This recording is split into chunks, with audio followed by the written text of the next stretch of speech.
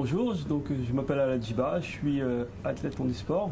J'ai participé à différentes compétitions internationales, dont les championnats d'Europe, les championnats du monde et les Jeux paralympiques de Sydney, d'Athènes et de Pékin. J'ai été médaillé à Sydney et à Athènes. Je suis guide d'Aladjiba depuis les années 2000. Je l'ai aidé dans sa préparation pour Sydney. Et on a été médaillés ensemble aux Jeux paralympiques d'Athènes, médaille de bronze sur 400 mètres. Et j'ai guidé Aladji jusqu'en 2008 aux Jeux de Pékin. J'étais dans un lycée, dans un institut spécialisé où donc je faisais de l'EPS. Et le prof de PS m'a repéré, a proposé aux éducateurs de me faire faire de l'athlétisme en association sportive. Et en fait, de là, j'ai aimé l'athlé. J'ai découvert lors des Jeux de Los Angeles Carl Lewis et j'ai voulu faire un peu comme lui. Voilà.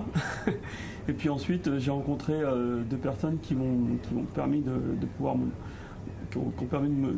m'entraîner en 95 et de pouvoir commencer à faire de l'athlé, on va dire, à haut niveau. Et en 98, j'ai eu ma première sélection en équipe de France. Alors le guide, oui, il doit courir un peu plus vite, tout ça pour assurer la course et la trajectoire d'un athlète.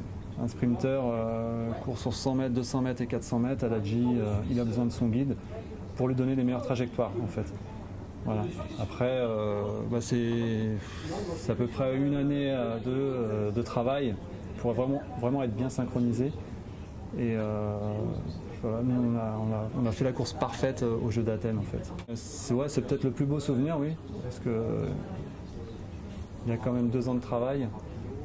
Et un beau souvenir aussi, c'était en 2003 à Paris, au Stade de France, au championnat du monde. Même si ça a fait mal.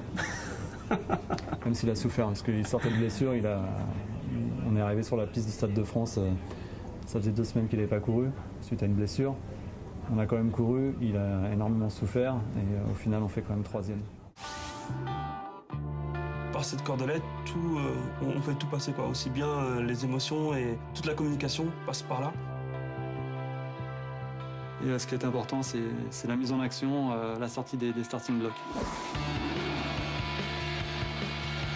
Lui est là pour m'épauler, pour me dire quand il faut accélérer, quand il faut virer dans le virage.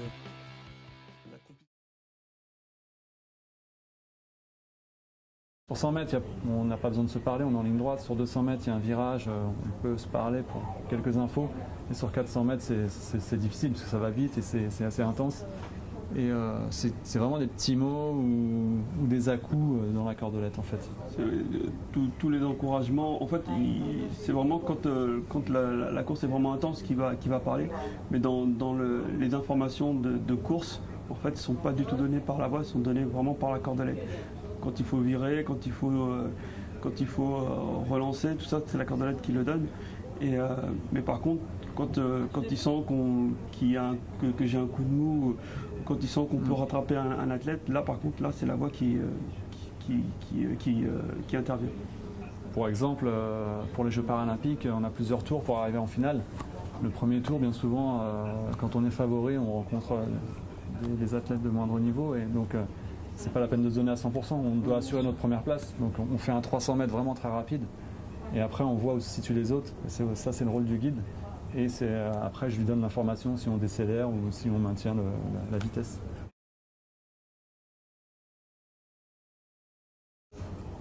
C'est mieux parce qu'on apprend vraiment à se connaître. Moi, Aladji, j'ai vraiment réussi à vraiment bien le guider au bout de 2 années, on va dire. Quand je revois la vidéo des championnats du monde en 2003 à Paris, au départ on fait un grand écart, on tire vraiment sur la droite alors qu'on aurait dû rester sur la gauche du couloir. Et à Athènes, on a vraiment la trajectoire parfaite, en fait. Et lui, à l'arrivée de la course, il m'a dit qu'il avait la sensation d'avoir couru tout seul, en fait. Donc c'est vraiment là la récompense pour le guide, en fait. Voilà. En tant qu'enfant malade, c'est pas parce qu'ils sont enfants malades qu'ils n'ont pas du tout la possibilité de faire du sport. Et donc le fait de les voir et de pratiquer certains sports au sein même de l'hôpital. Ça leur permet de vivre autre chose.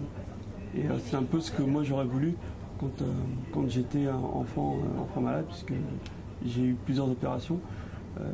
C'était d'avoir des personnes extérieures à l'hôpital qui nous permettaient de faire des activités et en partie du sport aussi.